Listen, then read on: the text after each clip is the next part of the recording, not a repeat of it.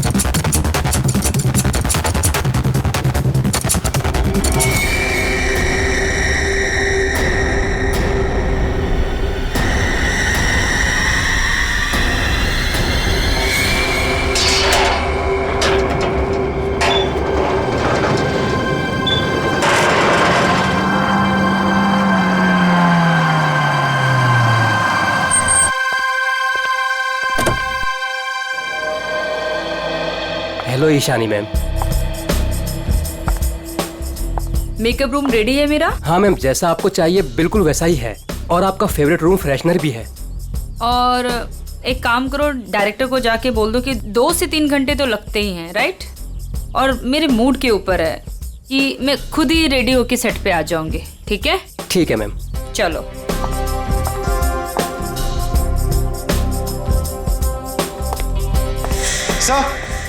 Sir Ishani madam आ गए हैं। आ गई? बीबू जी देख, महारानी के तैयार होते ही आज का पूरा शॉट उसको अच्छे से समझा देना। जी सर। ठीक है, मैं उसके नखरे नहीं झेल सकता। Yes sir. सर अगर उसने मुझे थप्पड़ मार दिया तो खा लेना एक थप्पड़।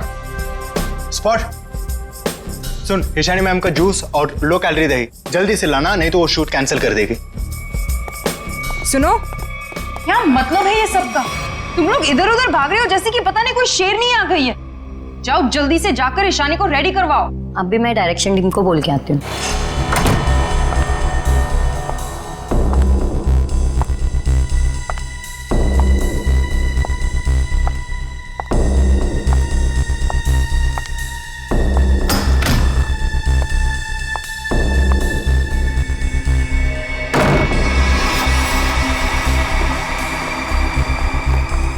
सर, माना कि ईशानी बहुत बड़ी स्टार है, लेकिन हम भी उसके नौकर नहीं है।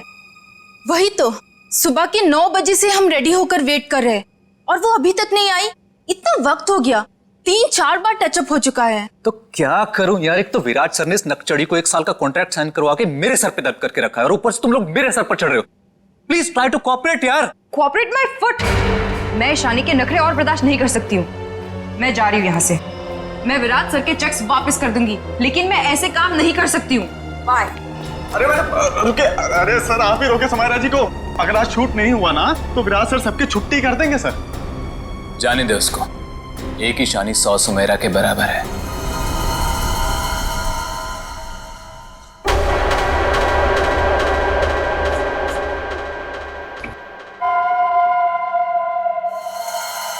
बीबू बहुत देर होगी, देखना कहां पर है, बुला उसको।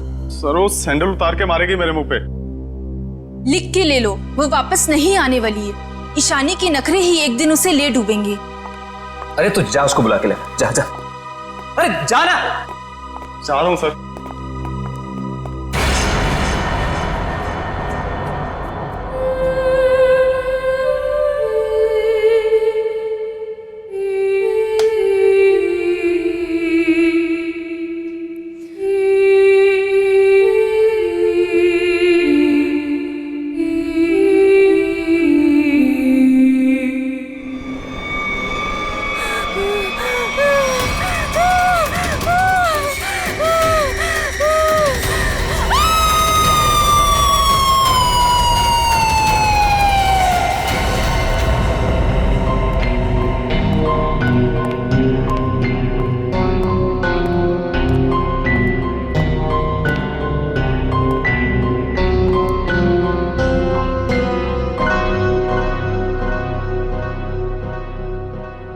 मैम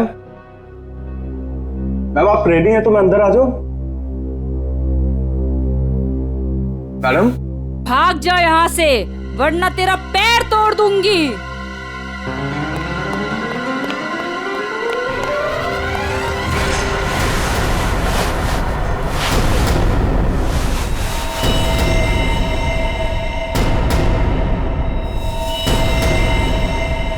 नहीं, उसने कहा भाग जा तो भागकर मेरे पास आ गया, अंदर जाने की हिम्मत नहीं की। उनके बिना बोले मैं अंदर कैसे जाता? आप नहीं जानते सर, गला दबा देती वो मेरा। 3 घंटे से वो तैयार हो रही है, यहाँ शूटिंग का टाइम निकला जा रहा है, तुझे अपने गले की पड़ी है। मैं देखता हूँ, चलकर चलो।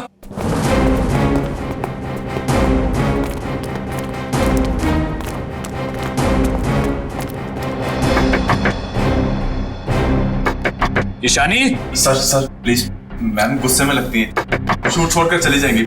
तो तुम्हें करो, चुप रहो। ईशानी दरवाजा खोलिए, अभी सब नहीं चलेगा, प्लीज दरवाजा खोलिए।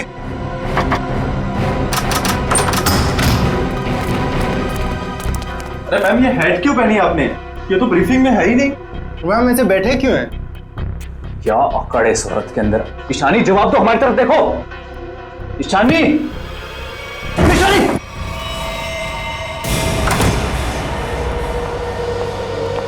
कभी काम नहीं करूंगी मैं उस नकचड़ी ईशानी के साथ। मैं भी किसी से कम नहीं हूँ।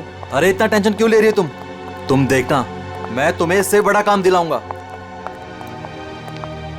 मैं अभी मम्मी को फोन करके बता देती हूँ कि आज मैं लेट आऊंगी। ठीक है, तुम मम्मी को फोन कर लो, हम तुम्हारा अंदर इंतजार करते हैं। ठीक है, मैं अभी आती हूँ। ठीक है।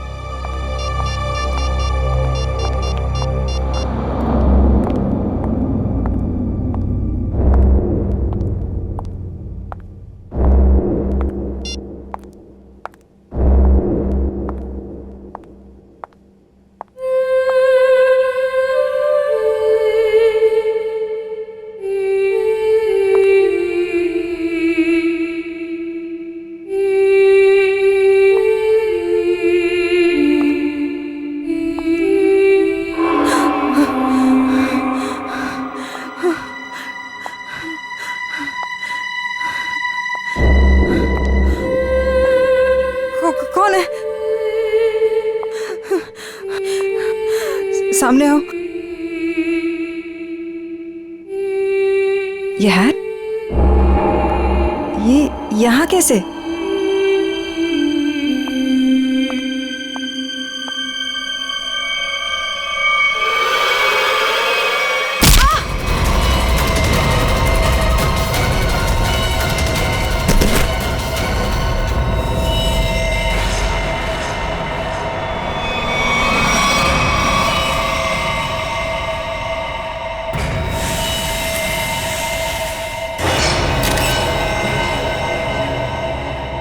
बड़ी बेरहमी से गला काट दिया। हाँ सर, ये अजीबोगरीब मेकअप और ये लाल रंग की हैट भी रखी। मारने के बाद इतना मेकअप करता है कातिल, ये लाल रंग का हैट बड़ा अजीब केस है ये। सर ये मेकअप और सारा कुछ उस कातिल ने ही किया है। अच्छा, आखिरी बार कौन आया था ईशानी से मिलने? मैं गया था सर वहां पे, लेकिन उन्होंने अंदर से ही बोल दिया कि भाग जाओ वरना तुम्हारी टांगे तोड़ देंगे। टांगे तोड़ दूंगी? क्यों? सर एक्चुअली ईशानी अपनी मर्जी की मालकिन थी और वो अपनी मर्जी से ही शूटिंग पर आती थी। अगर गलती से भी उसको किसी ने कुछ बोल दिया तो कभी भी शूटिंग छोड़कर चली जाती थी। सर इसका मतलब काफी लोग होंगे जो ईशानी को नापसंद करते होंगे। ईशानी, क्या हो गया ईशानी को? किसने किया ये सब? आप कौन है? आप जी, ये जो एड शूट हो रही थी ये मेरी एड है, मैं मालिक हूँ इस कंपनी। ठीक है, इधर आइए थोड़ा। अच्छा बीबू, तुम वापस कितनी देर बाद आए थे प्रीतम और लोगों के साथ? सिर्फ कुछ सेकंड्स में, अगर कहें ज्यादा से ज्यादा बस 1 मिनट। 1 मिनट में? 1 मिनट में इतना सब कुछ किया? सर सर 1 सेकेंड, यहाँ पे एक फिंगरप्रिंट मिला है और बाकी सब कपड़े ठीक है, मगर बस ये तो देखिए सर, ऐसा लग रहा है किसी ने कैंची से काटा है सर।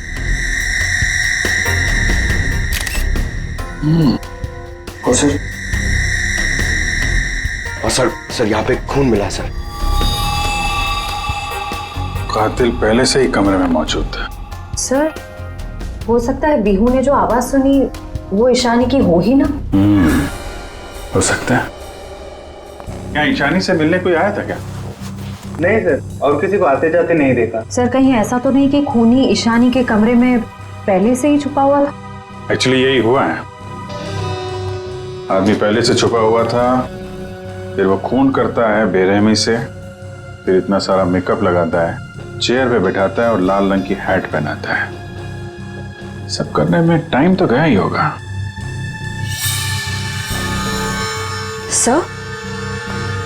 सर ये देखिए, ईशानी का टॉप भी कटा हुआ है। इसे भी काटा गया है? उधर भी कपड़े कटे हैं, इसका टॉप कटा है। लगता है ये जानबूझ के किया गया है।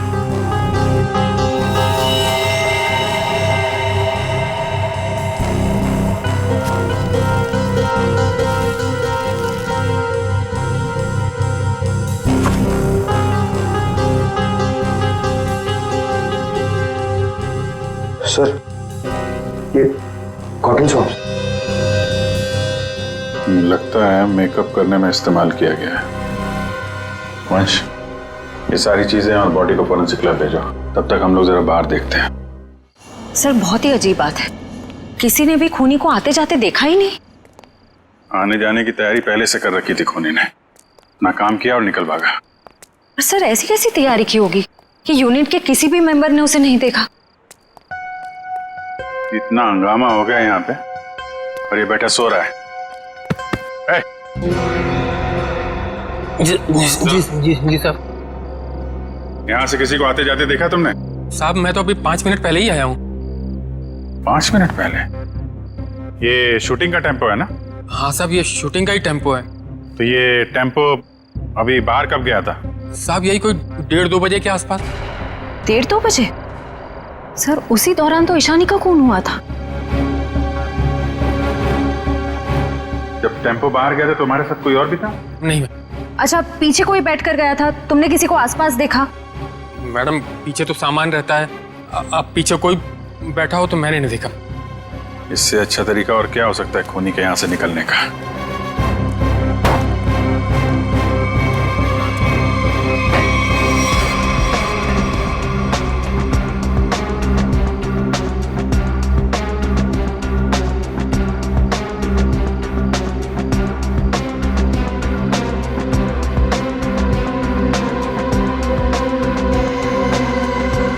पीओपी का टुकड़ा ये यहाँ क्या कर रहा है? शूटिंग में तो कहीं भी धूल मिट्टी थी नहीं। ये मिट्टी का टुकड़ा कहाँ से आया? साहब इसमें तो प्रॉपर्टी का सामान रहता है। प्रॉपर्टी के सामान और उसमें पीओपी का टुकड़ा, मतलब कोई और था यहाँ पे।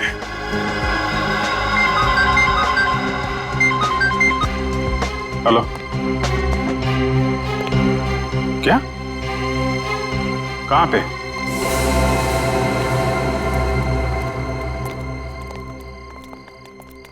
आपने फोन किया था? जी सर, मैं मानिक हूँ, इस दुकान का मालिक। ये मेरे वॉचमैन ने फोन किया था आपको। ये देखिए ना सर, यहाँ लाश है। दुकान खोलो जा। जी सर। तुम यहीं रुको। जी साहब।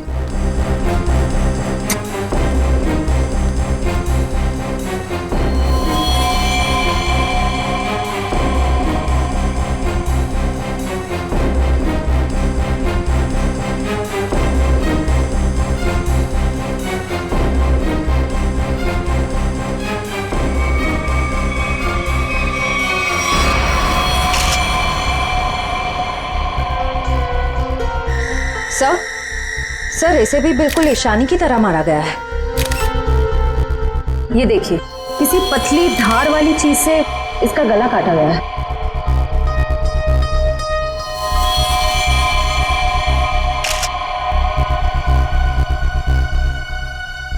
सर ये देखिए, इसका टॉप भी वैसे ही काटा गया है। इसका मेकअप निकालो, देखो कौन है ये। Yes sir. ये लाश दुकान में आई कैसे? सर मुझे नहीं मालूम। दुकान तो बंद थी ना, आपने ताला खोला है, तो ये क्या लाश अपने आप आ गई यहाँ पे? सर मैं क्या बताऊं, ये सब कैसे हुआ? ये लाल टोपी और इसके कपड़े भी मेरी दुकान की नहीं है, और मैं इस लड़की को तो पहली बार देख रहा हूँ। सर मेकअप निकल गया। ये तो समायरा है ना? इसकी भी मॉडलिंग वाली फोटो हमने देखी थी वहां पे। हाँ सर। ये दुकान की चाबी आपके अलावा किसके पास रहती है? मेरी पत्नी सोनाली के पास, लेकिन वो तो पटना गई हुई है। अच्छा,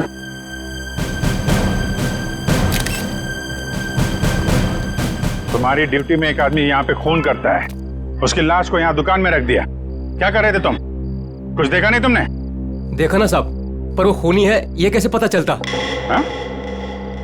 कैसा था वो? था नहीं साहब, थी। वो एक औरत थी, उसे मैंने जाते हुए पीछे से देखा था। उसने लाल रंग का कोट पहन रखा था, उसके बाल लंबे थे और उसने सर पे एक लाल टोपी पहन रखी थी। और हाँ साहब, उसने डस्टबिन में कुछ डाला था।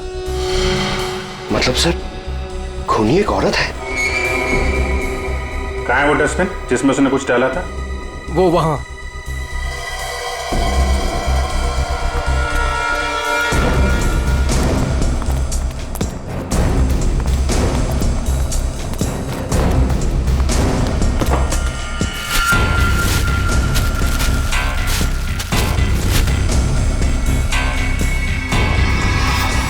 तो ये तो फिशिंग का सामान है, मछली पकड़ने का कांटा वाटा।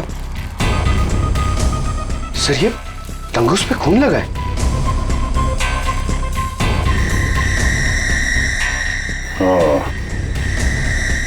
लगता है इसी का इस्तेमाल किया गया है खून करने में।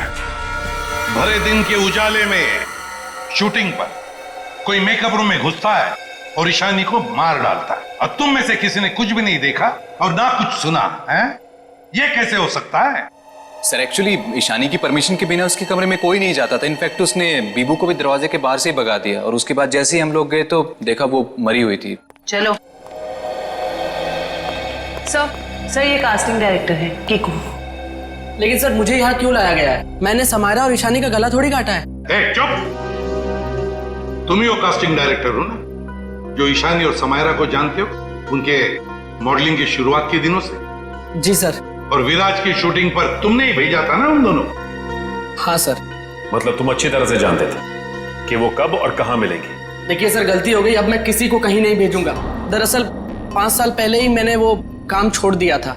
5 साल पहले काम छोड़ चुके थे? कुछ लड़कियों ने मेरे खिलाफ केस कर दिया था, उस वजह से मेरा ऑफिस भी बंद हो गया। तो फिर कल तुमने ईशानी और समायरा को विराज के शूट पे कैसे भेजा? दरअसल दोस्ती दोस्ती में विराज के शूट पर उनको भेज दिया था सर, लेकिन इन सब से मेरा कोई लेना देना नहीं है सर। फिलहाल तो हम मान लेते कि तुम्हें कुछ नहीं मालूम, तुमने कुछ नहीं किया। लेकिन एक बात याद रखो, अगर जरूरत पड़ी तो तुम लोगों को हम फिर से बुला लेंगे। जा सकते हो तुम।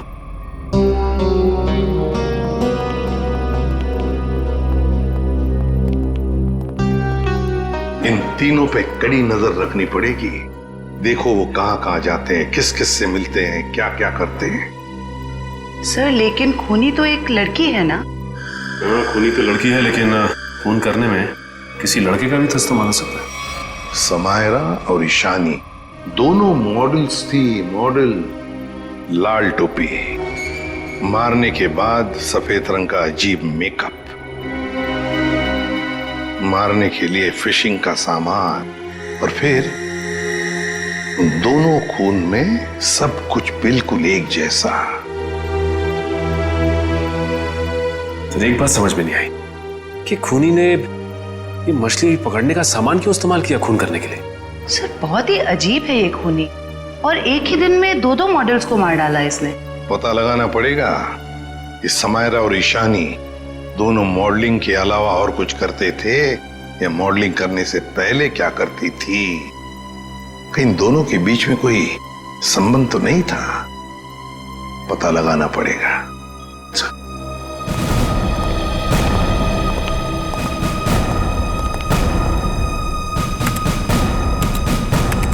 सर 2009 में समायरा और ईशानी ब्यूटी रिबन नाम की मॉडलिंग एजेंसी में काम करते थे, जिसका मालिक ये कीकू था। Kiku, casting director Kiku. इस कीकू के बंद पड़े ऑफिस में जाना पड़ेगा, देखना होगा शायद इसके बाकी मॉडल्स की भी जान को खतरा हो। और ये भी हो सकता है कि हमें उस औरत के बारे में कोई सुराग मिल जाए।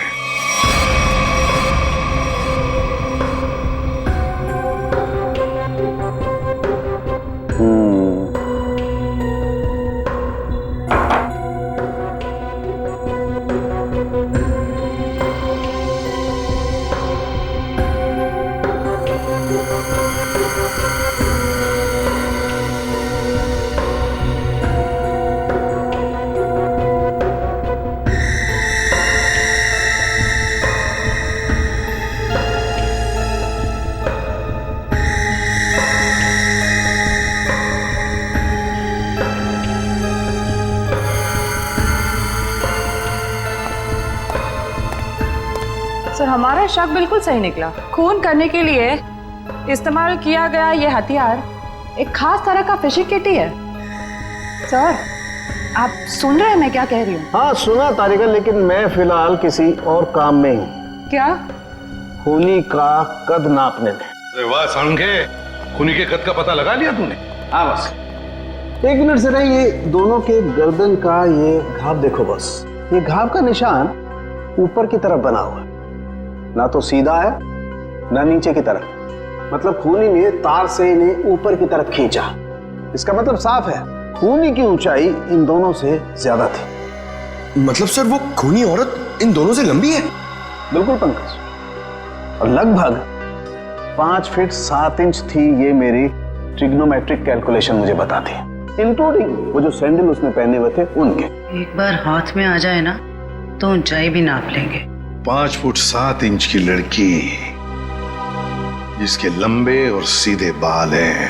और सर या तो उसे फिशिंग करने का, मछली पकड़ने का शौक था, या तो फिर किसी खास मकसद से उसने ये सामान, ये फिशिंग किट का इस्तेमाल किया होगा। सालुंखे, लगता है इस मछली पकड़ने के तंगूस से, इस तार से इन दोनों के गले को काटा है। बिल्कुल बस। डॉक्टर साहब, जो प्लास्टर ऑफ पेरिस जैसी मिट्टी मिली थी हमें, उससे कुछ पता चला क्या? हाँ पता चला सचिन। बॉस वो सामान मूर्ति बनाने के काम में आता है। मूर्ति बनाने का? बॉस टेस्ट चल रहे हैं, बाकी का भी पता चल जाएगा। तू कब बताएगा सालुंखे? बताऊंगा थोड़ी देर में, लेकिन एक खास बात और बताना चाहता हूँ। वो क्या है? बॉस ये देखो, ये है वो तार जिससे खूनी ने इनका गला काटा। खूनी जब इनका गला काटने की कोशिश कर रहा था, इन लोगों ने अपने बचाव में हाथापाई की होगी। उसी झड़प के दौरान खूनी का पलक का एक बाल मुझे इस तार पर से मिला है। तो मतलब तू अब इस बाल का डीएनए टेस्ट करेगा, है ना? करना ही पड़ेगा। एक खूनी लड़की जिसका कद 5 फुट 7 इंच है, जिसके सीधे और लंबे बाल है, जिसे मछली पकड़ने का शौक है और शायद मूर्तियां बनाने का भी। बस इतना भी काफी है हमारे लिए, इस लड़की को ढूंढने के लिए। मछली पकड़ने का खास सामान लेके चलती है तो समंदर के किसी किनारे में कुछ तो पता चलेगा ही उसके बारे में। पर सर हमें सिर्फ उसकी ऊंचाई, उसके काले सीधे बाल और उस टोपी के बारे में पता है। सिर्फ इतनी इंफॉर्मेशन के बलबूते पर उस तक पहुंचना थोड़ा मुश्किल लगता है सर। कोशिश तो करनी पड़ेगी श्रेया, अपने आप तो चल के आएगी नहीं हमारे पास है। हाँ वंश, इन्हें बता दिया ना हमें किस लड़की की तलाश है? जी सर। हाँ तो क्या जानते हैं उस लड़की के बारे में आप? साहब आप लोग ऐसी औरत के बारे में जानना चाहते हैं ना जो मछली पकड़ने के लिए बोट का इस्तेमाल करती है? बिल्कुल। ऐसी तो बहुत औरतें आती है हमारे यहाँ पर। देखिए जिस लड़की की हमें तलाश है वो लंबी लड़की है, 5 फुट 7 इंच की होगी, लंबे बाल हैं, सीधे बाल हैं। और उसकी उम्र तकरीबन 25 से 30 साल के बीच में। लंबे बाल, 25 से 30 साल की उम्र, ऐसी 2-3 लड़की आती है हमारे यहाँ पर। हमें उनके नाम और पते चाहिए। आप जब वोट देते हैं तो नाम पते तो लिखते होंगे ना? जी साहब।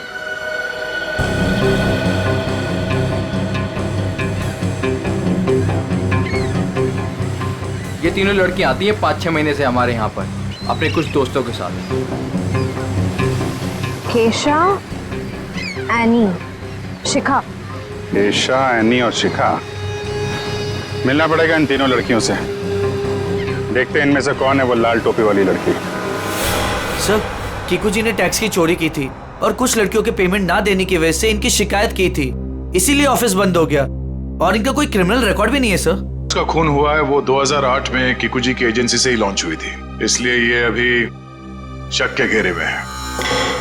विराज, तुम ये बताओ कि तुमने तो किकुजी के साथ और उन मॉडल्स के साथ काम किया था, तो तुम्हें कभी लगा कि वो मॉडल्स किसी मुसीबत में है या फिर किकुजी के काम में कोई गड़बड़ है? मैं ईशानी और समायरा के साथ पहली बार काम कर रहा था, और जहाँ तक किकुजी की बात है तो पैसों के लेन देन में धांधली के अलावा इनमें दूसरी कोई कमी नहीं है। सर, इन तीनों मॉडल्स के कद, रंग और बाल खूनी से कुछ हद तक मिलते जुलते हैं। एक काम करो, इन सबसे पूछताछ करो कि मॉडलिंग के अलावा ये लोग क्या काम करते हैं, क्योंकि इंफॉर्मेशन ये है कि आजकल इनमें से कहीं मॉडलिंग नहीं करती।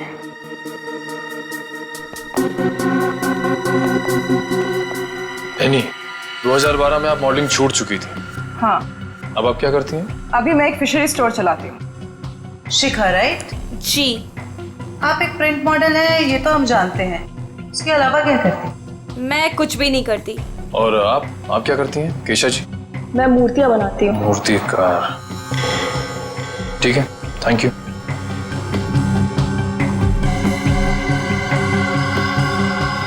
तो बिल्कुल खूनी की प्रोफाइल जैसा है। कंपनी का नाम रेड इंक।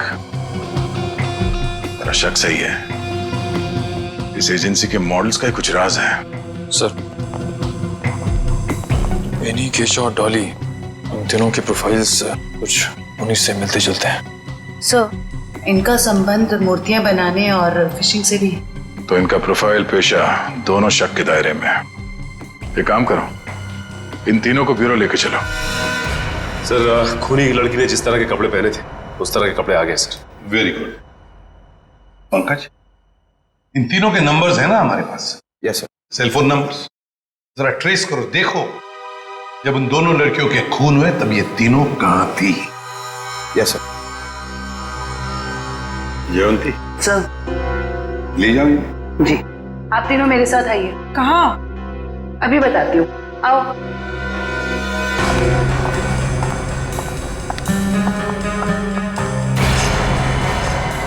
अरे साहब, ये तो वही कपड़े और टोपी है जो मैंने उस रात उस औरत को पहने हुए देखा था।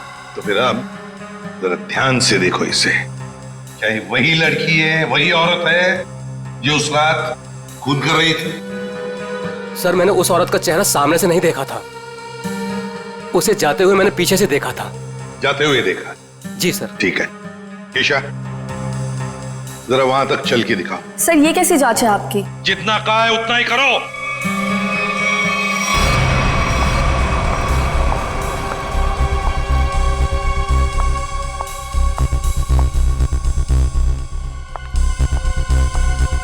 नहीं साहब। नहीं? ठीक है। आप आइए मेरे साथ।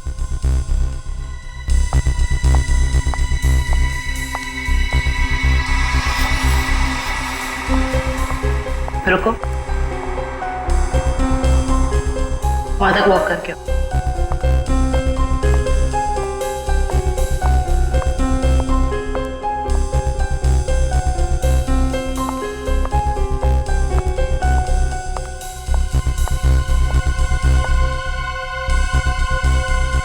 ये भी नहीं है सर। आइए।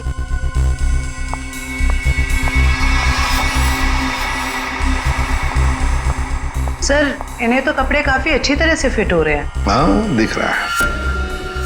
अब ऐनी जी जरा चल के भी दिखाइए।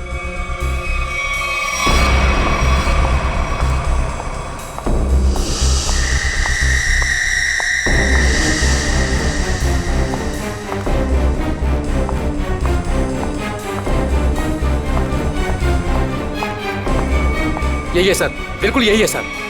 क्या बक रहे हो?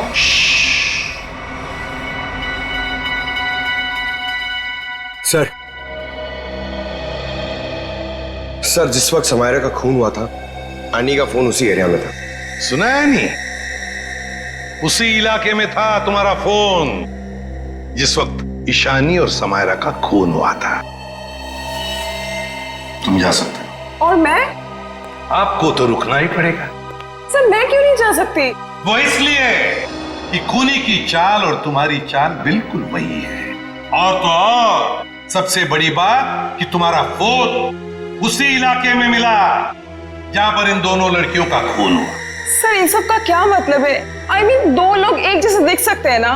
और फिर वॉचमैन ने ऐसा तो नहीं कहा कि मेरा चेहरा खूनी के चेहरे से मिलता है। लेकिन जिस वक्त खून हुआ उस वक्त तुम्हारे मोबाइल की लोकेशन भी वही की बता रही है, और ये सब कुछ इत्तेफाक तो नहीं हो सकता। सर उस वक्त सैकड़ों लोग उस एरिया में थे, तो क्या सब खूनी है? बस बस, बहुत बोल दिया। बताओ क्यों किया खून ईशानी और समायरा का? सर आप मुझ पे दो दो खून का आरोप लगा रहे हो, मैंने कुछ नहीं किया ऐसा। अभी तो सिर्फ आरोप लगाया है, सजा मिलनी तो अभी बाकी है। सजा? जी सजा, खून की सजा फांसी। सर मैंने कुछ नहीं किया ऐसा, मैं बताती हूँ सर। बताओ। पर मेरी एक शर्त है। ये लो, इनकी एक शर्त भी है। चलो बताओ क्या शर्त है? सर मुझे 50 लाख रुपए चाहिए। 50 लाख रुपये? हाँ। चलो दे दिए। अरे लेकिन तुम पैसों का क्या करोगी? तुम्हें तो सजा होने वाली है। आप वो सब छोड़िए, मैं आपको बता रही हूँ ना, मैंने कुछ नहीं किया। सर मैं तो सिर्फ उसे जानती हूँ जो खूनी को जानता है। और वो है शिखा। शिखा? तुम इतने यकीन के साथ कैसे कह सकती हो? आप लोग पता कर सकते हैं ना? हाँ वो तो हम पता करेंगे। सर मेरे पैसे? पैसे? कौन से पैसे? सर अभी आपने बताया आप देंगे। कब? नहीं सर, मैंने तो कुछ नहीं सुना। कब कहा? सर ये सरासर धोखा है। नहीं यानी जी हम कभी धोखा नहीं करते। हाँ धोखा जरूर करते हैं जब कोई कानून के साथ खिलवाड़ करता है, तब कभी कभी सीआईडी वाले धोखा देते हैं। ले जाओ इसे।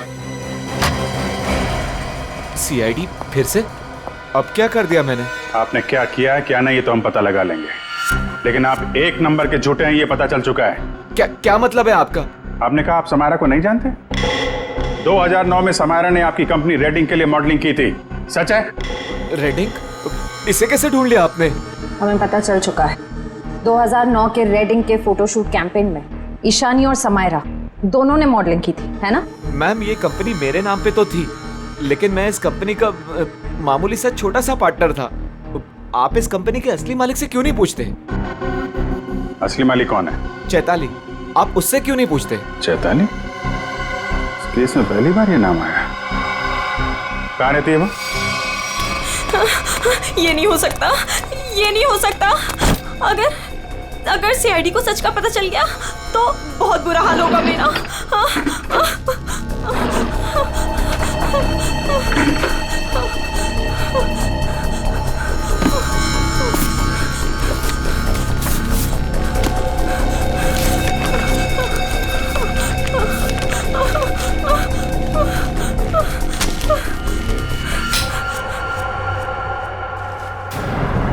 कौन है? ये लाइट क्यों बंद कर दी? ये लाइट्स किसने ऑफ की?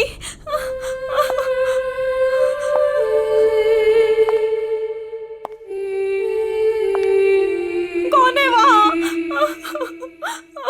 कौन है वहां?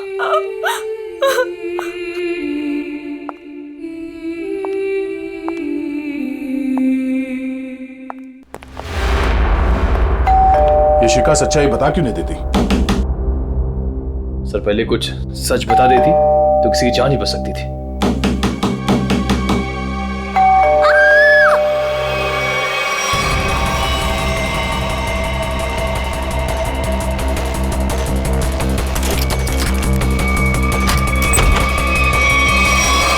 शिखा? शिखा? शिखा? बचाओ!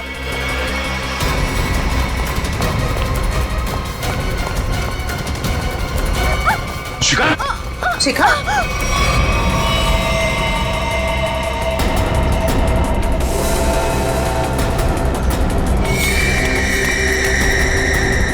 नस कटी नहीं है। इशिता जल्दी एम्बुलेंस को बुलाओ, जल्दी। भाग गई, कोई बात नहीं, बच के जाएगी कहाँ? सर को जलाने की कोशिश भी की गई है। शिखा,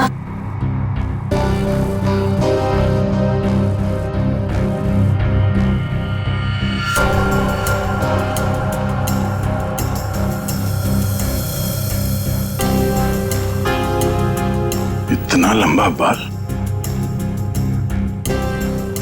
ये शिखा का तो नहीं हो सकता। तो भागते भागते बाल छोड़ गई। देखते हैं कहां तक भागती है ये। आइए सर।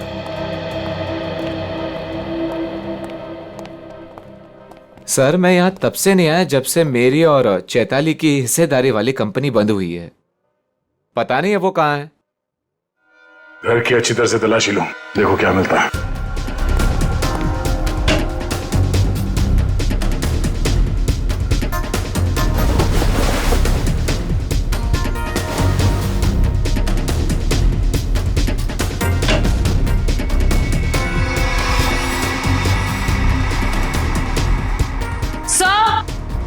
आ जाओ दी। सर ये देखिए,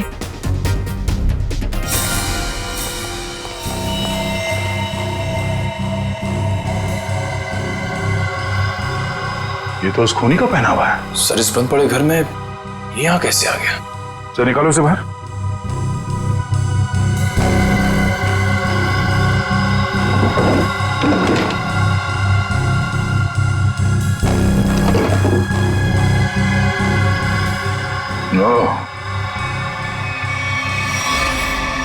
ये चक्कर है।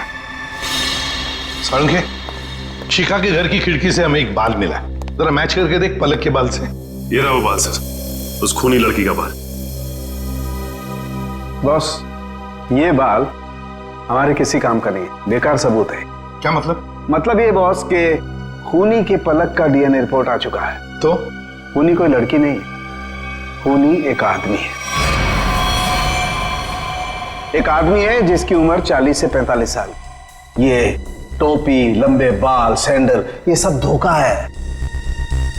तो मतलब खूनी कोई लड़की नहीं, बल्कि लड़की की भेष में आदमी है। ऐसा क्यों किया उसने? लड़की के भेष में क्यों? खून करने के और भी आसान तरीके थे उसके पास। लगता है ये खूनी कोई सरफिरा है। खूनी कोई सरफिरा नहीं, शैतान दिमाग का आदमी है ये, शैतान दिमाग का। सोच समझ के सब कुछ कर रहा है ये। एक काम करते हैं, जितने भी लोगों पर शक है ना, सबको यहां बुला लो, सबका डीएनए टेस्ट करते हैं। आप बताते क्यों नहीं कि हम सब लोगों को यहाँ पर क्यों लेकर आए? ऐसी जगह लाए कि हमारा कोई टेस्ट होने वाला है और आप लोगों को हम सब पे शक है कि हमने खून किया है। लगता है हम सब बिना जुर्म के सजा भुगतने वाले हैं। बस बहुत हो गया। खूनी को ढूंढने का हमारे पास यही एक रास्ता है। और वैसे खूनी का बहुत ही खास सुराग मिला है हमें। डॉक्टर साहब बिल्कुल ठीक है। दरअसल क्या है, खूनी चाहे कितना भी होशियार हो, कितना भी चालबाज हो, कोई ना कोई क्लू हम लोगों के लिए छोड़ जाता है। और इस बार भी खूनी एक क्लू छोड़ गया है, और वो क्लू है पलक का एक बाल। देखिए, मैं ऑडिशंस लेता हूँ, लड़कियां सजती हैं, संवरती हैं, अपनी पलकों को भी सजाती हैं, तो इन सब से हमारा क्या लेना देना? तुम्हें बड़ा यकीन है कि खूनी एक लड़की ही है? सबको मालूम है कि लंबे बालों वाली लड़की सबको मारती फिर रही है, और आप। लेकिन हमें जांच तो पूरी करनी पड़ेगी ना। सर हमें करना क्या पड़ेगा सर? ज्यादा कुछ नहीं, आप में से हर किसी को अपने पलक का एक बाल देना होगा, और जिसका डीएनए हम उस खूनी के डीएनए से मैच करके देखेंगे। और वैसे भी जब आप लोगों ने कुछ किया ही नहीं है तो डरने की तो कोई बात ही नहीं है। जयवंती देखिए, आ जाओ। चलो जाओ।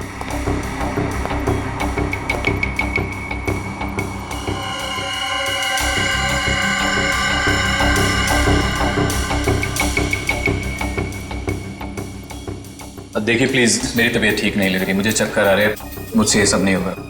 अच्छा, तुम्हारी तबीयत भी अभी खराब होनी थी?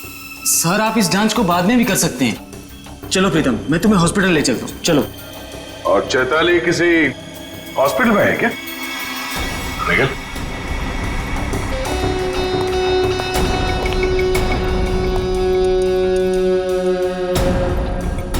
सही कह रहा हूं ना मैं?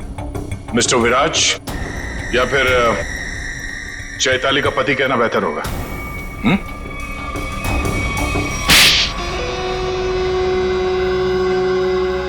चैताली कहाँ है बताओ। चैताली अब इस दुनिया में नहीं है, और जिनकी वजह से वो इस दुनिया में नहीं है, मैंने उन सबको, समायरा और ईशानी, उन दोनों को भी चैताली के पास पहुंचा दिया। और जिस लड़की शिखा को आपने बचाया है, मैं उसे भी नहीं छोड़ूंगा। तुम सीआईडी के सामने किसी को जान से मारने की धमकी दे रहे हो मिस्टर विराज, बड़ी हिम्मत है। तुम्हारे घर में हमें पता चल गया था कि सारे खून के पीछे तुम्हारा ही हाथ है, और अब डीएनए टेस्ट से प्रूव भी हो जाएगा, लेकिन हम तुम्हारे मुंह से सुनना चाहते हैं। मैं तो अपनी बीवी को इंसाफ दिलाना चाहता था, बस शिखा, समायरा और ईशानी, ये तीनों मेरी बीवी की खुदकुशी की जिम्मेदार थी, पर ये बात मुझे 5 साल बाद पता चली।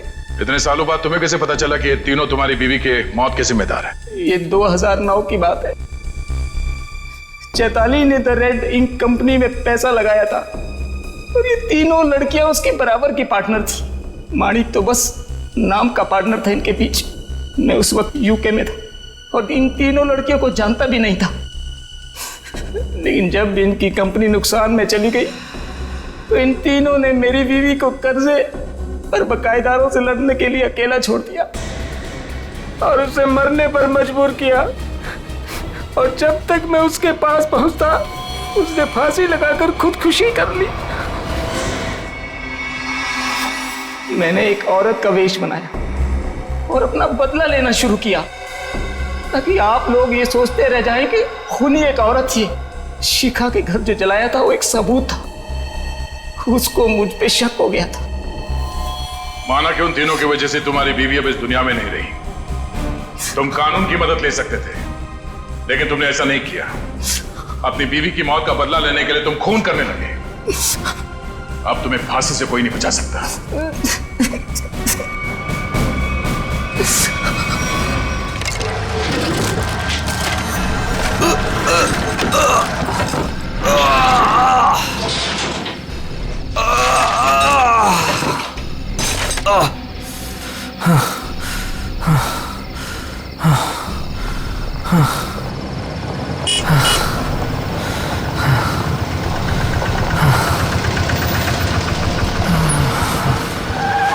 क्या हुआ भाई? अरे क्या हुआ? कोई मदद चाहिए क्या? यार मेरी गाड़ी खराब हो गई है और मुझे ये बॉक्स कहीं पहुंचाना है। हाँ वो तो ठीक है, पर है क्या इसमें? इसमें एक बहुत ही अनमोल चीज है और वक्त पे कहीं पहुंचानी पड़ेगी। मेहरबानी होगी यार तुम्हारी। हाँ हाँ चलो बॉक्स रखो। थोड़ा हाथ लगवाओ। हाँ हाँ। अरे बड़ा भारी है भैया। उठाओ। इतना बड़ा बक्सा।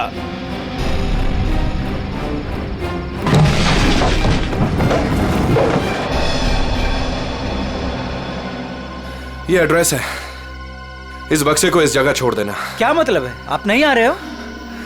एक मिनट, ये कुछ पैसे रखो, इसे सही जगह पहुंचाओ। बक्सा उतारिए। हाँ? मैंने कहा ना बक्सा उतारिए। अरे मुझे नहीं करनी है आपकी मदद। अरे बेवकूफ समझा आपने? हाँ, बक्से में क्या है क्या नहीं है? तुम ये सब रखो यार, लेकिन टाइम पे बक्सा जिस एड्रेस पे बोला है वहां पहुंचा देना। हाँ देखिए मेरी एक शर्त है, बक्सा खोल के देखूंगा मैं। अरे क्या है क्या नहीं है इसमें। सुन मेरी बात सुन, मेरी नौकरी चली जाएगी, इसे मैं नहीं खोल सकता। बस पास में ही तो जाना है, प्लीज लेके जाओ ना यार। ठीक है भाई, भरोसा करता हूं मैं। इंसान इंसान के ही काम आता है।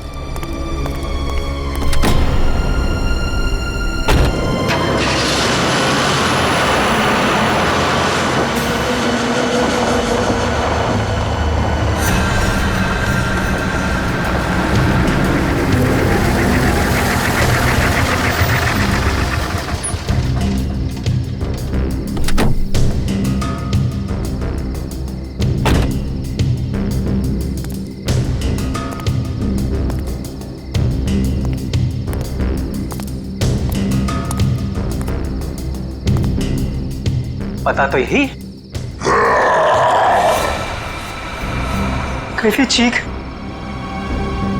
अपने को क्या बक्सा यहीं उतार के चलता।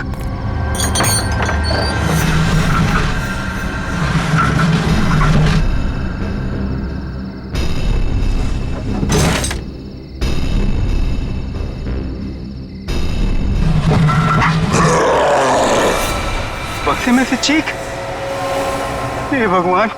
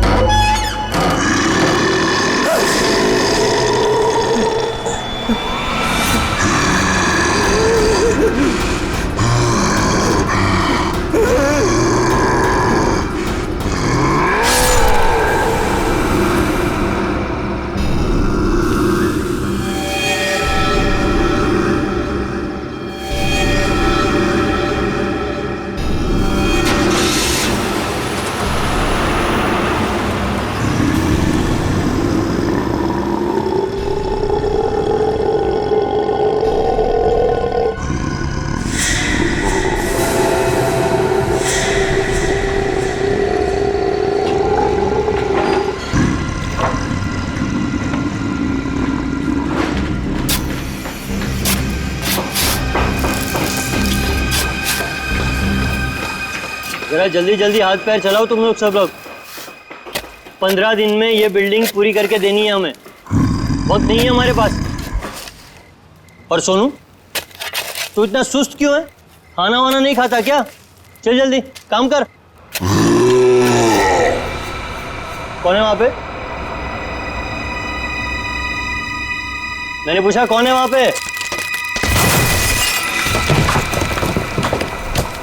अभी तो बिल्डिंग का काम भी खत्म नहीं हुआ है और अभी से बिल्डिंग टूटने लगी।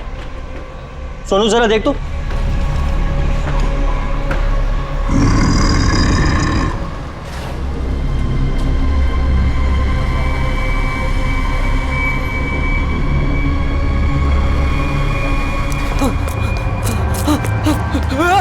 भागो, सब भागो ऐसे। सोनू, वरना सब मारे जाओगे। सोनू हुआ क्या? अरे हुआ क्या?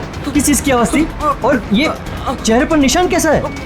पट्टियों वाला मुर्दा। मुर्दा? मुर्दा उर्दा कुछ नहीं होता है, ये जरूर कोई चोर और घुसाया होगा। एक काम करो, सब लोग मेरे साथ चलो, चलिए मेरे साथ।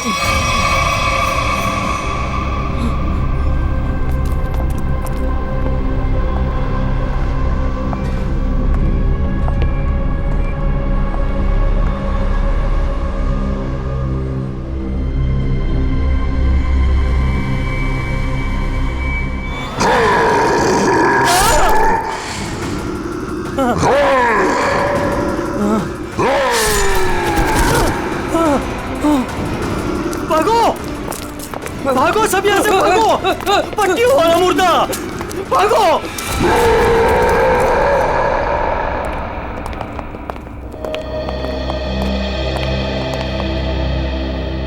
सर, मैंने और मजदूरों ने मिलकर एक फैसला किया है। कैसा फैसला? कि हम आपकी बिल्डिंग में अब काम नहीं करेंगे। तो क्या बकवास कर रहे हो तुम?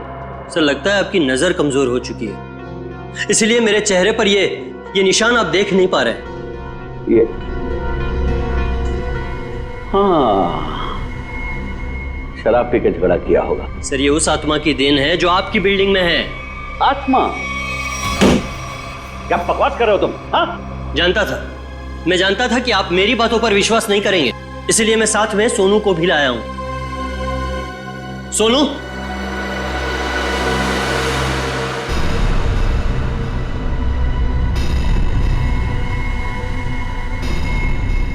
देखिए सर, बेचारा इतना घबरा गया है कि कुछ बोल नहीं पा रहा है।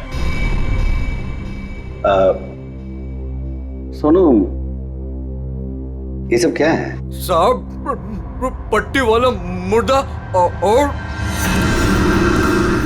कौन है इधर? कौन है? कौन है उधर?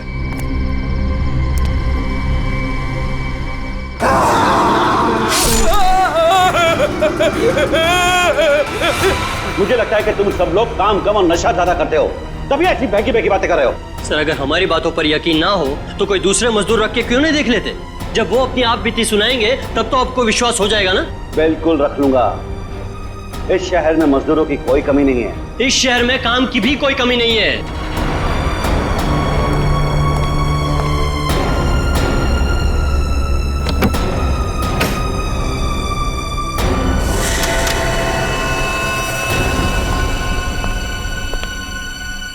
ये तुम्हारा आज तक का हिसाब।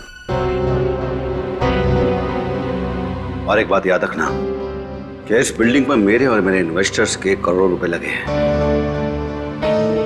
तो तूने बाहर जाकर इस बिल्डिंग के बारे में कोई बकवास की या कोई झूठी अफवाह भी फैलाई तो फिर मुझसे बुरा कोई नहीं होगा। दिनेश, पैसे कोई पेड़ पे नहीं उगते, समझे? हाँ, और हम तुम्हारे फाइनेंसर हैं, कोई एटीएम मशीन नहीं कि जब दिल में चाहा कार्ड डाला और पैसे ले लिए।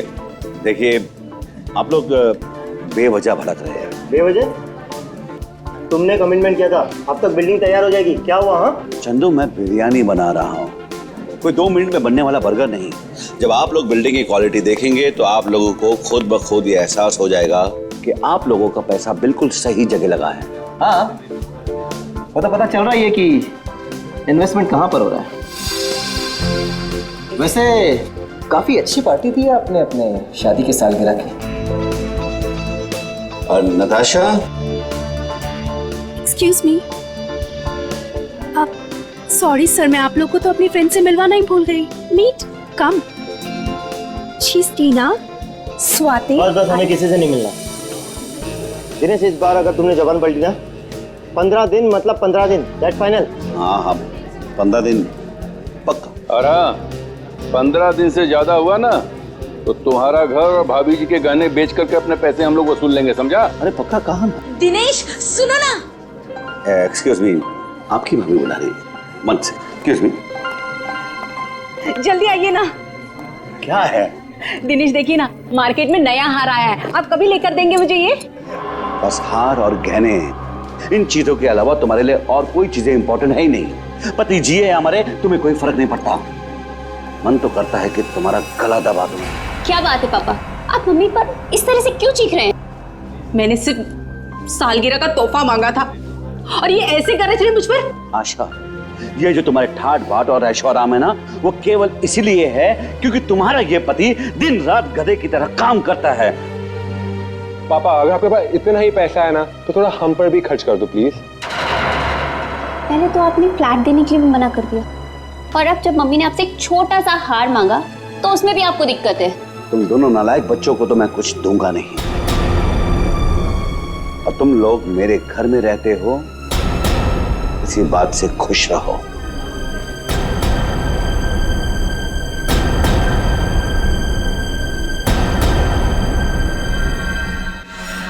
नहीं चाहिए मुझे नकली जेवर, जिंदगी भर मुझे नकली जेवर ही दिए हैं। एक छोटा सा हीरे का हार ही तो मांगा था मैंने।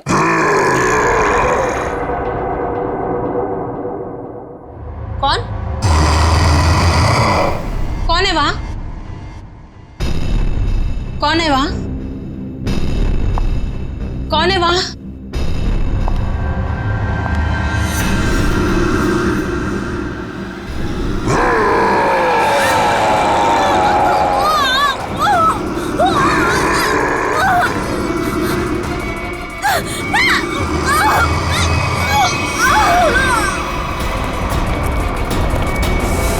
आशा, आशा, आशा, आशा, क्या मम्मी?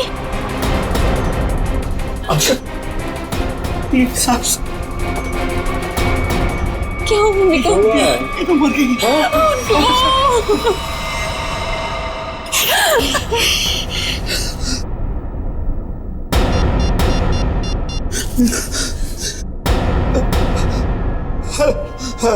Hello, CID.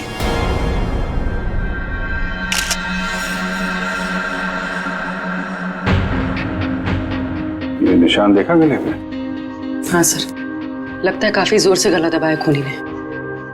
ये जो नेकलेस है ना, इससे पकड़ के घसीटा है, तभी निशान इतने गहरे हैं। शायद विंड पाइप के टूट जाने से मौत हो गई इनकी। सर, खून के निशान कॉरिडोर में यहां तक आए हैं और आशा जी की चप्पल। अपने आप को बचाने में बहुत स्ट्रगल किया होगा इन्होंने, पर खूनी ज्यादा ताकतवर निकला। Excuse me, excuse me. एक सेकंड।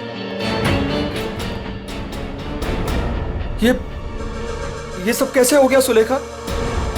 आज तो इतना शुभ दिन था, शादी के सालगिरह वाले दिन। आपकी तारीफ? जी मैं सुलेखा का हस्बैंड। अच्छा, तो आशा जी आपकी सास थी? जी। सास ससुर की एनिवर्सरी पार्टी में आप काफी लेट नहीं आ रहे हैं? वो बिजनेस मीटिंग में फंस गया था, इसलिए लेट हो गया। बस अभी पहुंचा हूं। ठीक है, इधर आ जाइए आप। दिनेश जी, आपको किसी पे शक है? कौन कर सकता है ऐसा काम? सर, मेरी वाइफ की किसी से कोई दुश्मनी नहीं थी। सर, मैं यही कह रहा हूँ कि दिनेश ने खुद ही अपनी बीवी का फोन करवाया है। सर, हमने इसका झगड़ा सुना था। ये अपनी बीवी से कह रहा था कि मैं तुम्हारा गला दबा दूंगा। पति जिए या मरे तुम्हें कोई फर्क नहीं पड़ता।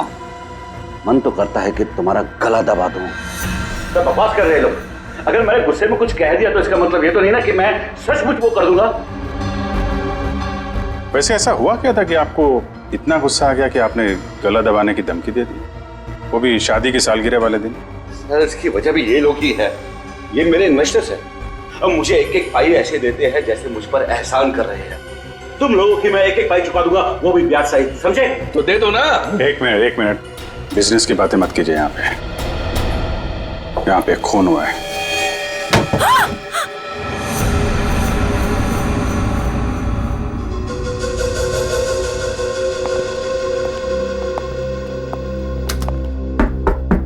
कौन है अंदर? दरवाजा खोलो।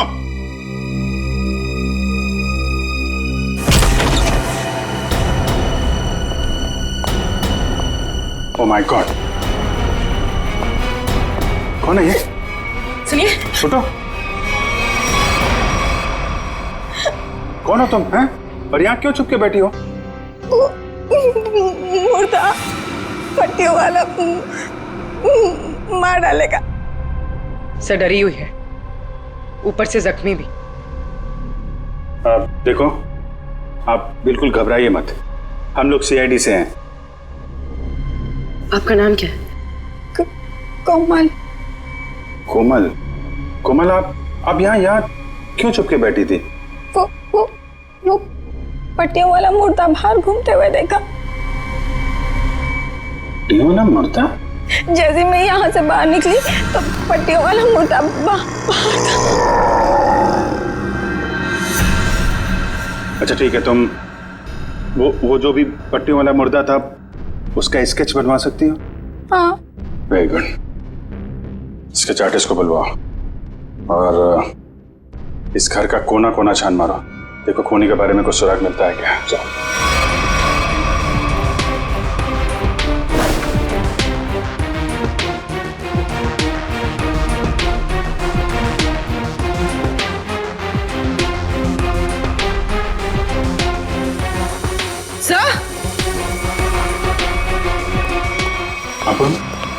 सर, ये पट्टी मिली है। क्या? यहाँ पर। कोमल ने देखा पट्टी वाला मुर्दा और यहाँ पे पट्टी का टुकड़ा मिला। सर, स्केच तैयार है। तो ये है वो पट्टी वाला मुर्दा। इस मुर्दे का और इस पट्टी का क्या राज है, जल्द से जल्द पता लगाना होगा। गले का हार बेचारी का फांसी का फंदा बन गया। जैसे ही खूनी ने हार खींचा, बेचारी कुछ नहीं कर पाई। सर, वो आदमी गले का हार छीनने के लिए आया था, ऐसा लगता नहीं? वही तो सचिन, वही तो राज है। बड़ा अजीब तरीका ढूंढा खून करने का यार। हाँ, जयवंती, डॉक्टर साहब को जरा स्केच दिखा। Yes sir. ये देखिए सर, ये मम्मी की ड्रेस है। मम्मी मतलब माँ? मम्मी नहीं फ्रेडी, मम्मी। हजारों साल पहले जब इजिप्ट में राजा महाराजा मर जाते थे तो उनकी बॉडी को एम्बाम कर दिया जाता था। अलग अलग तरीके की सीक्रेट्स, दवाइयां, मरहम, बाम वगैरह लगा दिया जाता था उनकी बॉडी पर और बाद में इन पट्टियों से उसे ढक दिया जाता था। इससे मम्मी सड़ती नहीं थी। मर गए मतलब हजारों साल पुरानी लाश यहाँ पे आ गई और एक के बाद एक खून कर रही है। और शायद अगला खून तुम्हारा होगा। मेरा हो गया? अब चुपचाप खड़े रहो। और एक बात ध्यान में रखो, मम्मी कभी सड़ती नहीं है और ना मम्मी कभी जिंदा होती है। अच्छा सर, ये जो पट्टी का टुकड़ा हमारे हाथ लगा है, कहीं ऐसा तो नहीं कि ये खूनी के साथ हाथापाई के दौरान आशा जी के हाथ आ गया? नहीं, ऐसे नहीं हुआ है। तारिका जी, आप ठीक है वहां पे? नहीं। फिर एक सीआईडी ऑफिसर बोल रहा है कि इनके हाथों में पट्टी आई थी, मतलब आई थी। सीआईडी ऑफिसर आसमान से उतरता है क्या? उससे गलती नहीं हो सकती। ये पट्टी का टुकड़ा जो आप लोग लेकर के आए हैं, ये हाथापाई में नहीं फटा है। अगर हाथापाई में फटता तो सीधा नहीं फटता, टेढ़ा मेढ़ा फटता, समझे? और ये टुकड़ा कोई मामूली टुकड़ा नहीं है।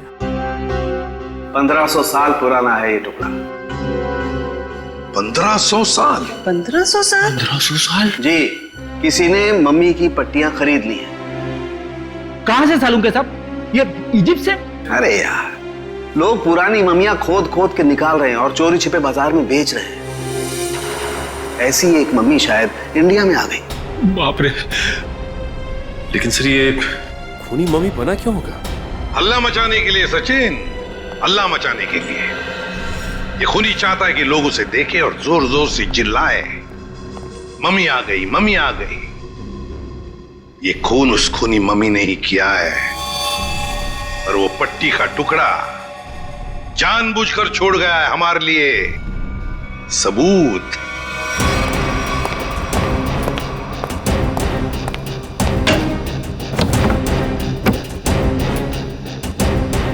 आज तो मैं इस मम्मी का काम तमाम कर दूंगा।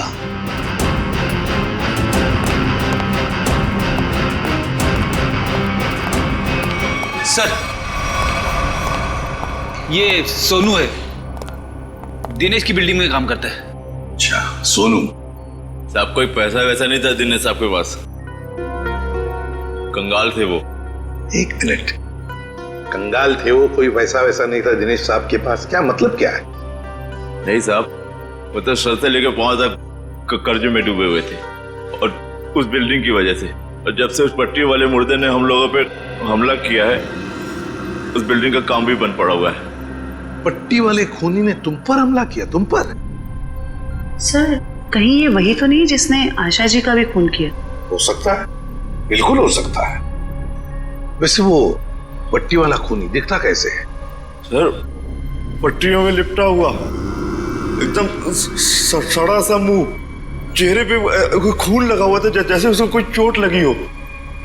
मतलब उसकी सर आवाज भी बहुत अजीब सी थी, उसकी सर आवाज भी।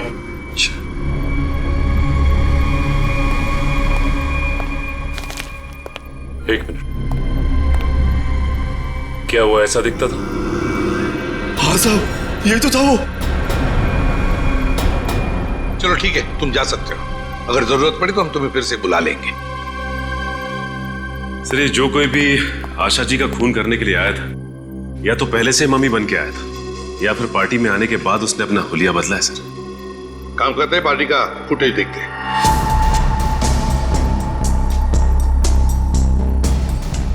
एक मिनट, पॉज करो।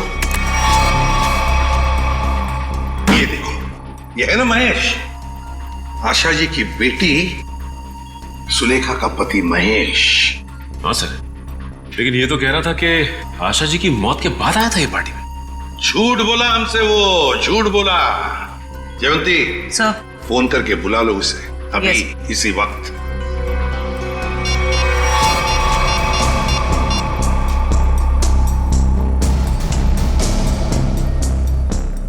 सर, फोन नहीं उठा रहा है। महेश फोन नहीं उठा रहा है, उसकी आधी कारस्तानी तो इसी से समझती है। रेडी? मोबाइल फोन रिकॉर्ड्स निकालो उसके।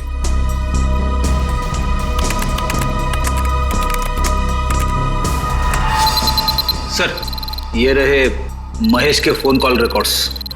40 बार फोन किया है एक ही नंबर पे। और ये नंबर तो उसके सासू माँ का है। सर, सासू माँ से इतना ज्यादा लगाव? इस महेश से मिलना पड़ेगा। महेश। एक्सक्यूज मी।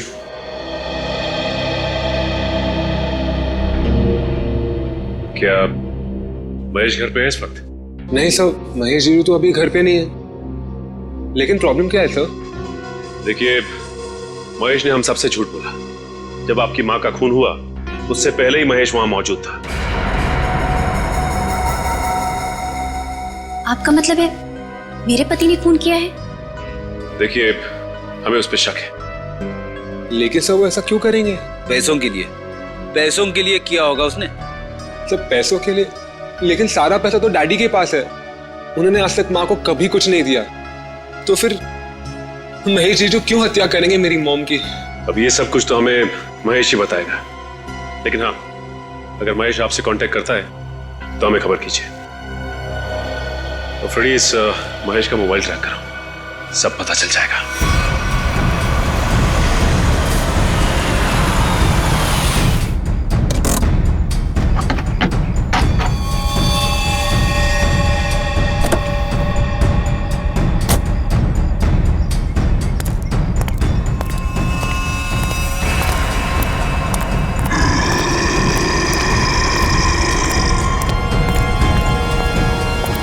आज ये पट्टियों वाला मुर्दा मिल जाए बस।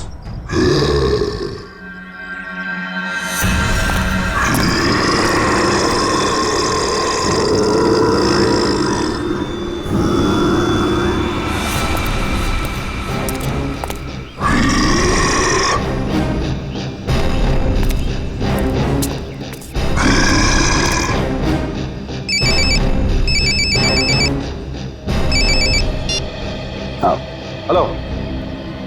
हाँ जीतू भाई, हाँ आपके लिए खुशखबरी है। हाँ जी, बिल्डिंग का काम बहुत जल्द शुरू होने वाला है। कोई मजदूर वहाँ काम करने को तैयार नहीं है। क्या तुम वहाँ का सारा काम खुद करोगे? नहीं जीतू भाई, मैं उस वजह को ही खत्म कर दूंगा जिसके कारण सारे मजदूर डरे हुए हैं। आज उस पट्टी वाले मुद्दे का दी एंड है। मैं आपको बाद में फोन करता हूँ।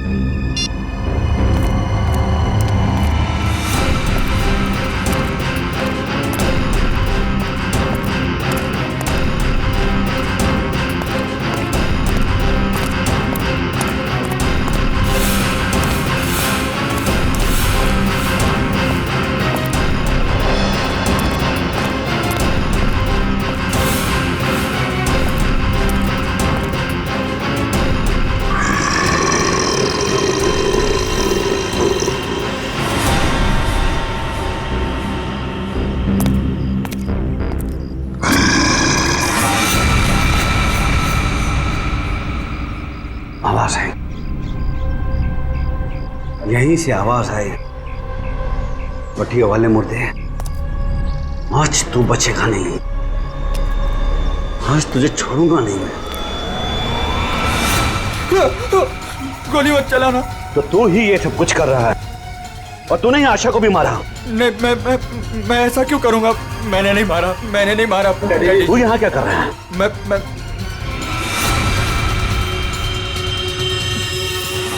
डैडी, वो आपके पीछे है। ना महेश, मैं तेरी किसी भी चाल में आने वाला नहीं। मैं सच कह रहा हूँ, वो पट्टी वाला मुर्दा आपके पीछे ही है।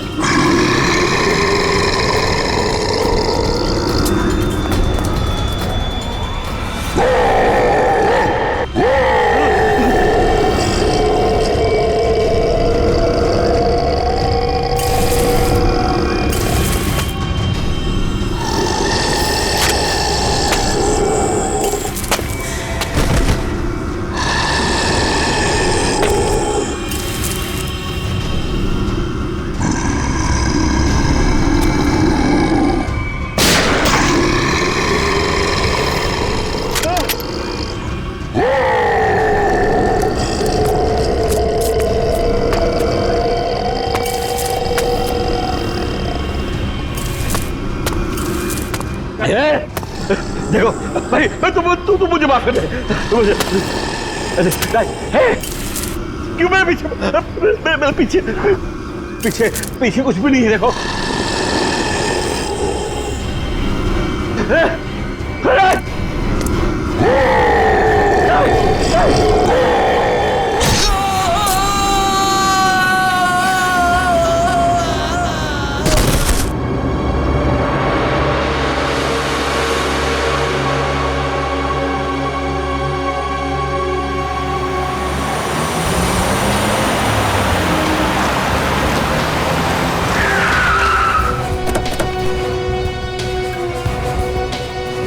सर मोबाइल कंपनी वालों से पता चला है कि ये दिनेश का मोबाइल भी यहीं पे है। इससे पहले महेश दिनेश को नुकसान पहुंचाए, हमें उसे बचाना होगा।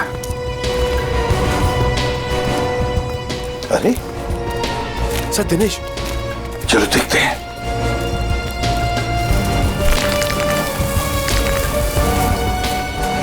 माय गॉड, ये तो जिंदा है। सच, जल्दी से एम्बुलेंस बुला, जल्दी। फ्रेडी, जयवंती, देखो आसपास। Yes sir.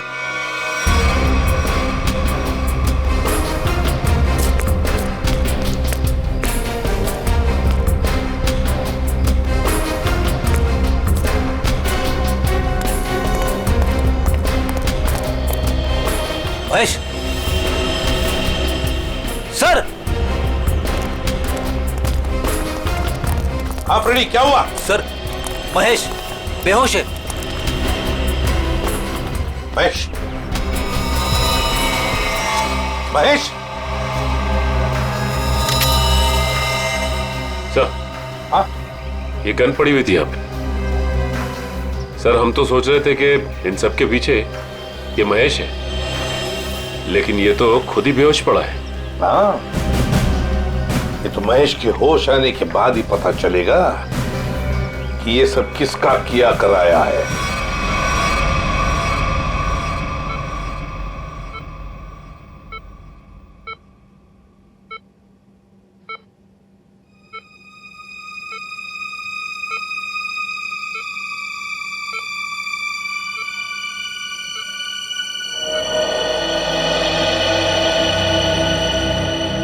डॉक्टर साहब, अब कैसी तबीयत है मेरे पापा की?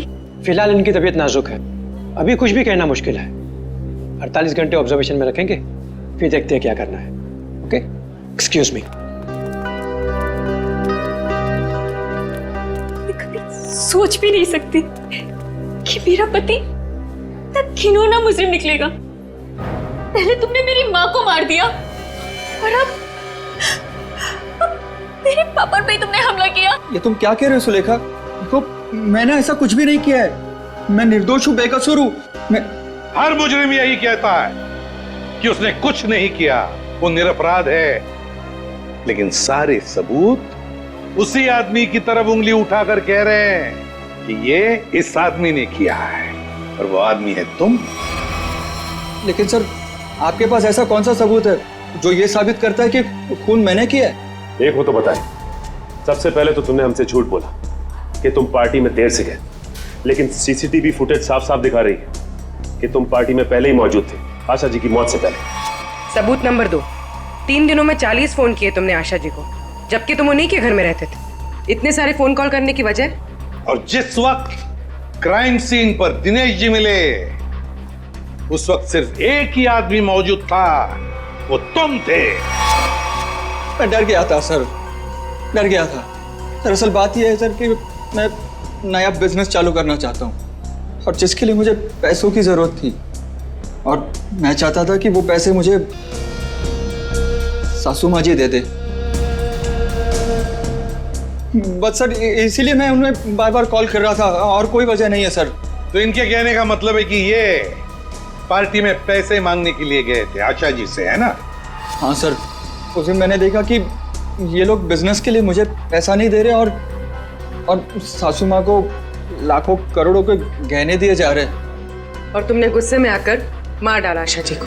नहीं नहीं, मैंने उन्हें नहीं मारा। मैंने कहा ना, मैं उनसे पार्टी में बात करने गया था, पर मेरे बात करने से पहले ही उनका मर्डर हो चुका था। नहीं नहीं नहीं नहीं महेश जी, कौन विश्वास करेगा तुम्हारी इन बातों पर?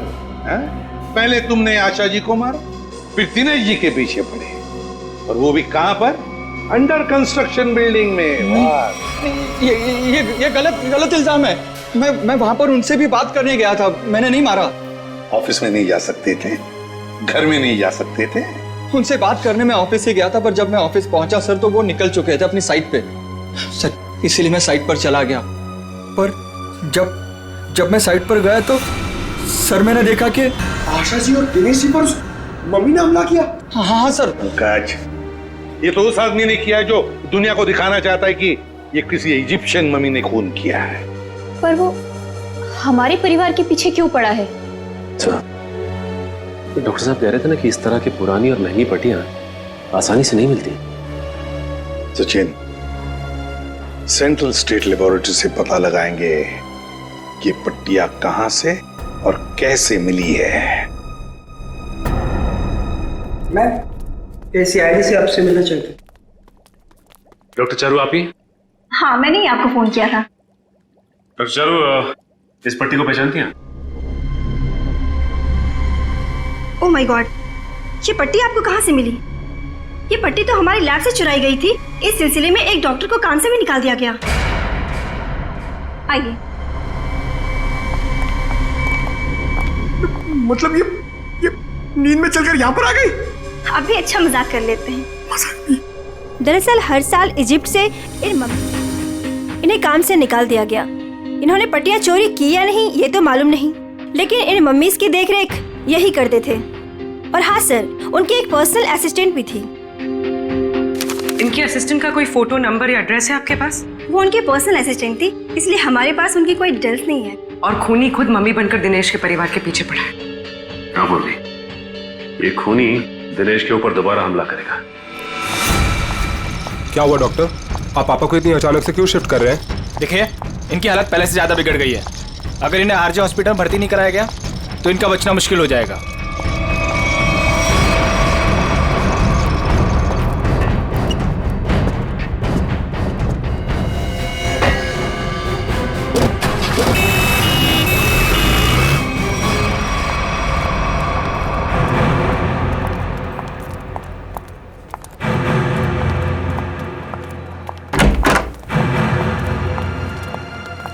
दिनेश जी तो कहीं दिखाई नहीं दे रहे यहाँ पे। वही तो, चलो देखते।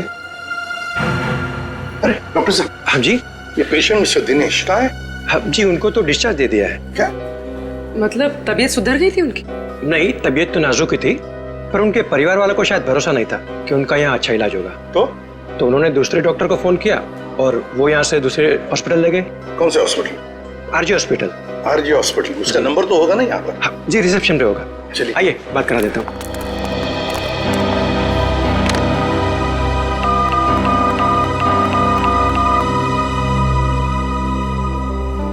Hello, RJ hospital. देखिए, मैं एसीपी प्रद्युमन बोल रहा हूँ, सीआईडी से। आपके हॉस्पिटल में अभी अभी एक पेशेंट एडमिट हुआ है। दिनेश नाम है उनका।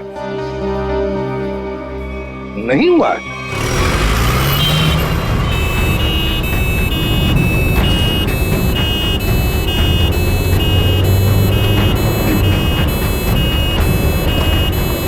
काम हो गया बॉस, तीर कमान से निकल चुका है। आप निशाना तैयार रखो।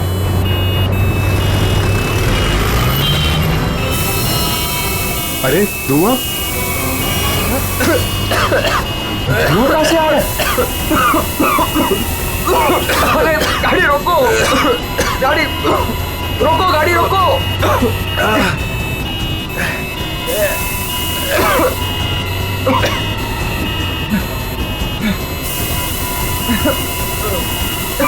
धुआं बढ़ते ही जा रहा है ये।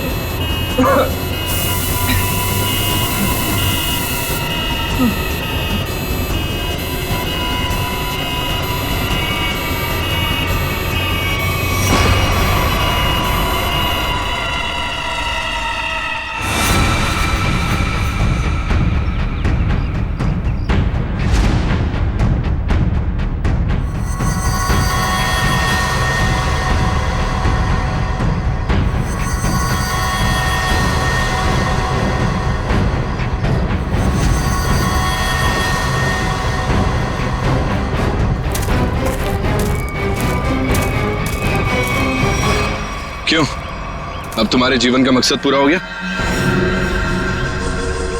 हाँ, पिछले 10 साल से मैं इसी दिन के तो सपने देखती आई हूँ। और देखो आज मेरा सपना पूरा हो गया। नहीं नहीं, सीआईडी के रहते अपराधियों के सपने कभी पूरे नहीं होते। सीआईडी? क्यों डॉक्टर ज्ञान? पेशा डॉक्टर का और काम एक अपराधी का। अबे देख क्या रहे हो? उड़ान सीआईडी वालों को।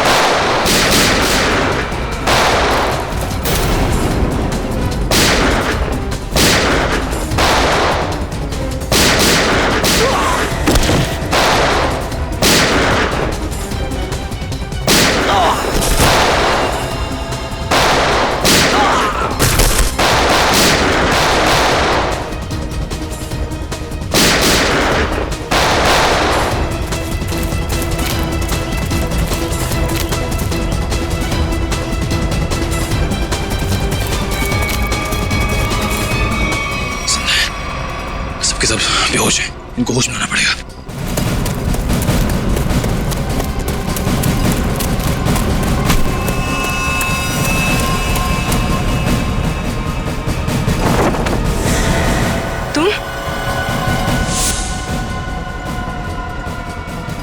तुम जिंदा लोगों को मम्मीफाई करी थी ना? मैं तुम्हें सिखाती हूँ मम्मीफिकेशन किसे कहते हैं।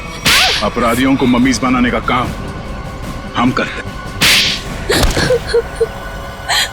मैं दिनेश की सेक्रेटरी सिर्फ इसलिए बनी ताकि इससे अपने भाई के मौत का बदला ले सकूं, और इसलिए मैंने मम्मी बनकर इसकी बिल्डिंग में काम करने वाले लोगों पर हमला किया ताकि मम्मी की अफवाह फैल जाए। तुम कुणाल की बहन हो? नाम मत लो अपनी गंदी जबान से मेरे भाई का। एक वक्त था जब वो तुम्हारा सबसे करीबी दोस्त था, और तुमने क्या किया? दोनों साथ गए थे ना विदेश पैसा कमाने के लिए। सर इसको सहयोग से एक मम्मी मिली, और मेरा भाई चाहता था कि वो ये मम्मी वहां की देश की सरकार को सौंप दे, लेकिन ये दिनेश उसे ग्रे मार्केट में बेचना चाहता था। सर ऐसा सर।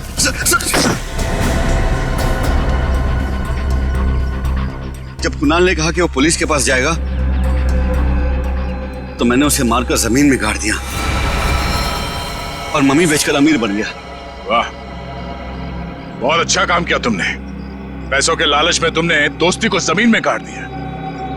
मुझसे गलती हो गई सर, मुझे माफ कर दीजिए आप।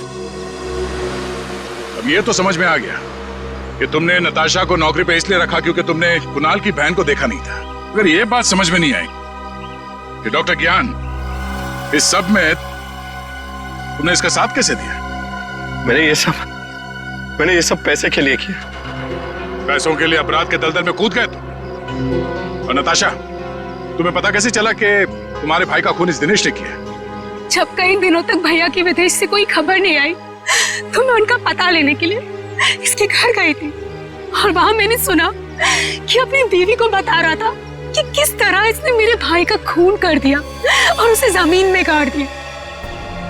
आशा ये सब पहले से जानती थी, और इसलिए मुझे उसको मारने का कोई पछतावा नहीं है। पछतावा होगा, तुम सबको बहुत पछतावा होगा जब कानून तुम्हें कड़ी से कड़ी सजा सुनाएगा, शायद फांसी। इस तरह के और भी एपिसोड देखने के लिए हमारे चैनल को सब्सक्राइब करें और बेल आइकन दबाना ना भूलें।